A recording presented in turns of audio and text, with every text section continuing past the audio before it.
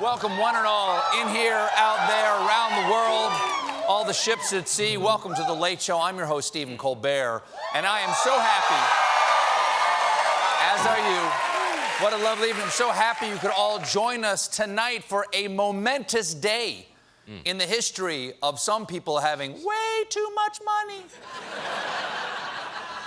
Because for the second time in 9 days, a billionaire took a joyride into the ionosphere. I'll tell you all about it in tonight's Space News. Bezos edition.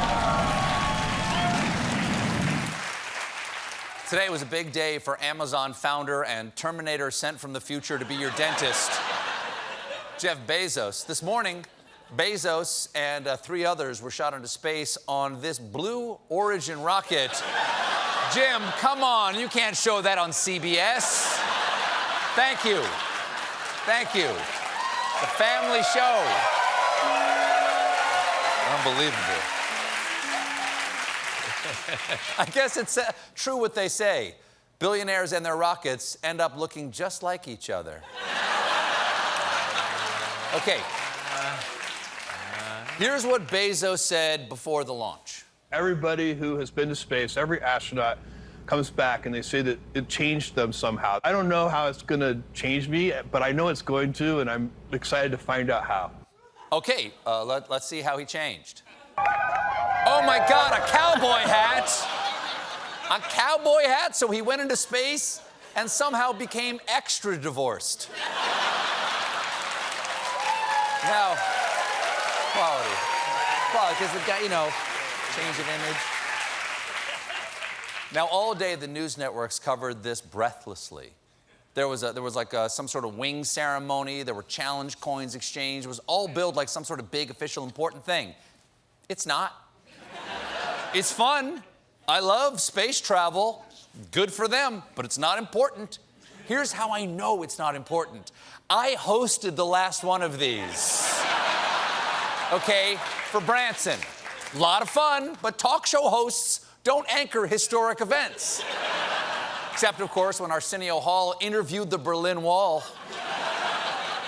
Plus, both times when they landed, the billionauts sprayed each other with champagne like it was the end of a yacht race. If something is really important, it doesn't need a big wet celebration. You'll remember Buzz Aldrin didn't douse Neil Armstrong with Gatorade. It's not...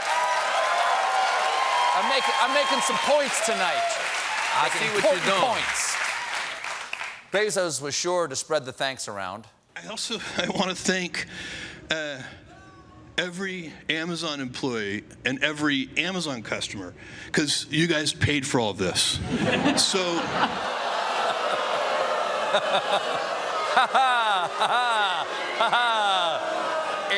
It's funny because he doesn't pay taxes or his employees. Now,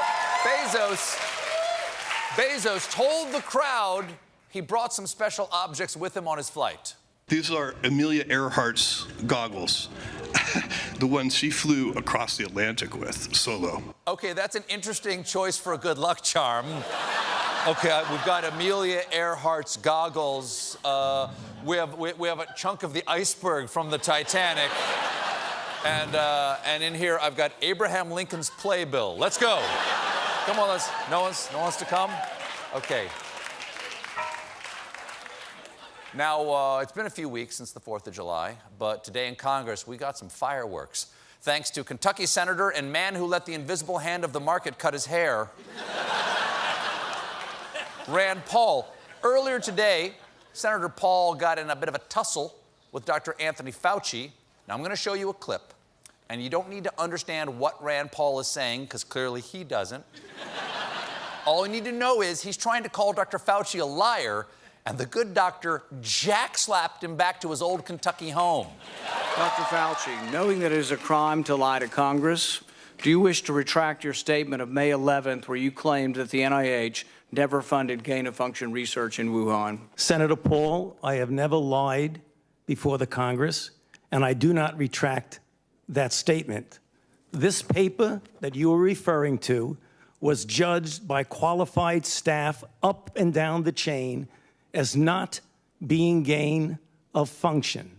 Let me finish. You take an animal virus and you increase its transmissibility to humans. Right. You're saying that's not gain of function? Yeah, that is correct. And Senator Paul, you do not know what you are talking about, quite frankly. And I want to say that officially. You do not know what you are talking about. Okay, it's time to call it. Time of death, 11:41 p.m. Physician on call, Tony Fauci.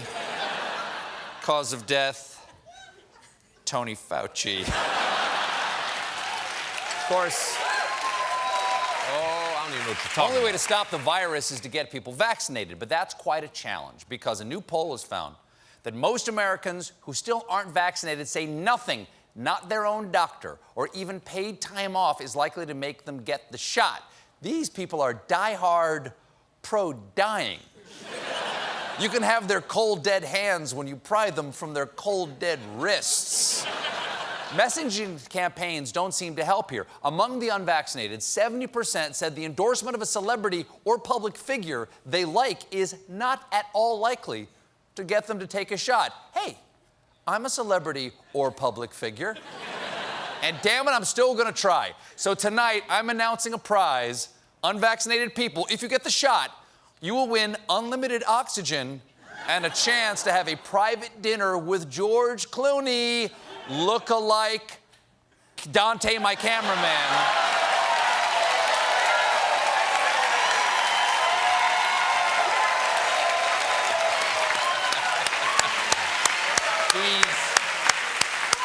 He's just as handsome, and he won't talk your ear off about an espresso. Of course, all the anti-vax propaganda on Fox News is not helping. As one former executive says, the network had contributed substantially and directly to the unnecessary deaths of many Americans by fueling hesitation and doubt about the safety of vaccines. Well, it's no surprise. It's right there in Fox News' slogan, "We report, you just died."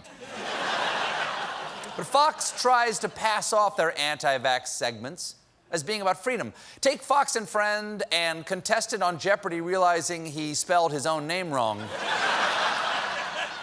Brian Kilmeade. On Monday, Kilmeade defended unvaccinated people who want to defy mask mandates. If you didn't get a vaccination, that's your choice. And if you did, like I did and they did, and maybe you did, then you should not wear a mask. And if you didn't, if you want to go cliff diving this weekend, you don't have to check with me. It seems a little dangerous, but I'm not going to judge you.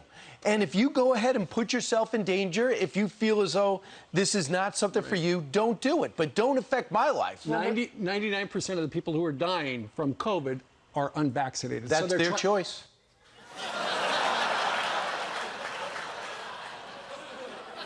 So the brown-haired guy believes that being unvaccinated and maskless is the same as being a thrill seeker who jumps off of cliffs. Well, that analogy does work if you first strap that cliff jumper to a group of old people. What's that? What's this? Oh, dear God. Folks, I have to interrupt this monologue because we have a breaking taco alert. Why does this always happen on Tuesdays? According, is it?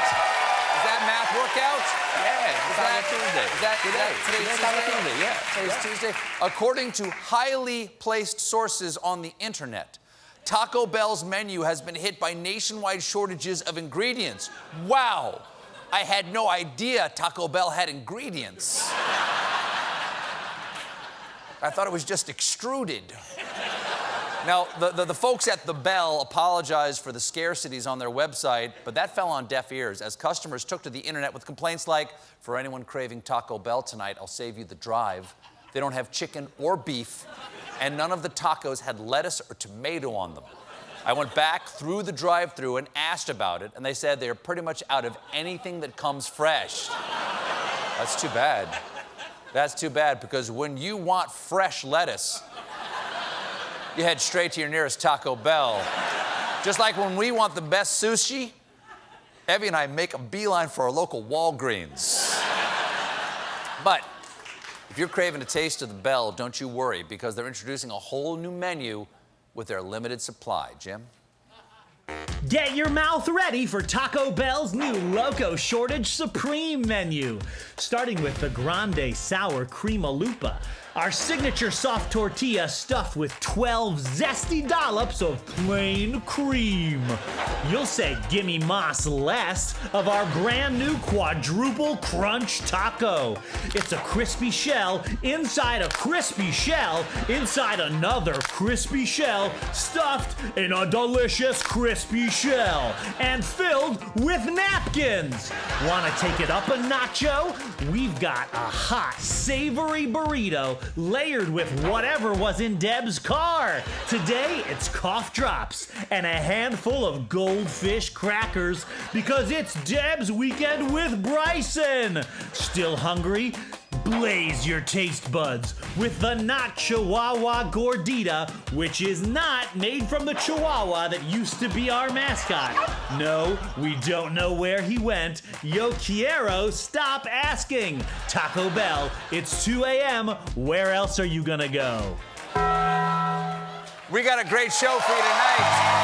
My guest is Sir Jason Sudeikis, performing